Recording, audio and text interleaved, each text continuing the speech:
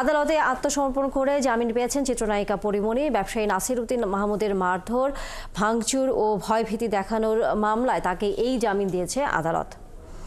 সোমবার সকালে chief judicial magistrate আদালতে হাজির হয়ে এই আবেদন করেন তিনি। এর আগে রবিবার তার বিরুদ্ধে গ্রেফতারি পরোয়ানা জারি করে আদালত। এদিন এই মামলায় পরিমণির বিরুদ্ধে চার্জ গঠন করে বিচার শুরুর আদেশ দেয় ঢাকার চিফ জুডিশিয়াল ম্যাজিস্ট্রেট আদালত।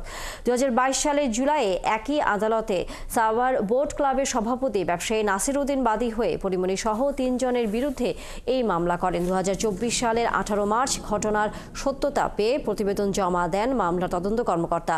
এতে পরিমণি ও জিমের বিরুদ্ধে বাদীকে মারধর ও ভয়ভীতি দেখানোর অভিযোগের সত্যতা পাওয়া গেছে বলে উল্লেখ করা হয়। পরে গত 26 জুন আদালতে আত্মসমর্পণে জামিন পান পরিমণি।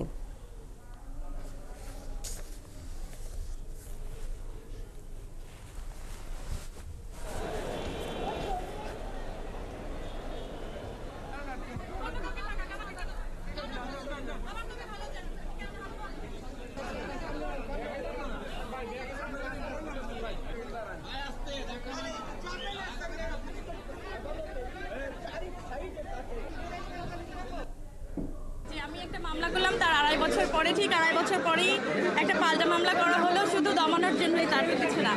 এবং এটা বিচারাধীন।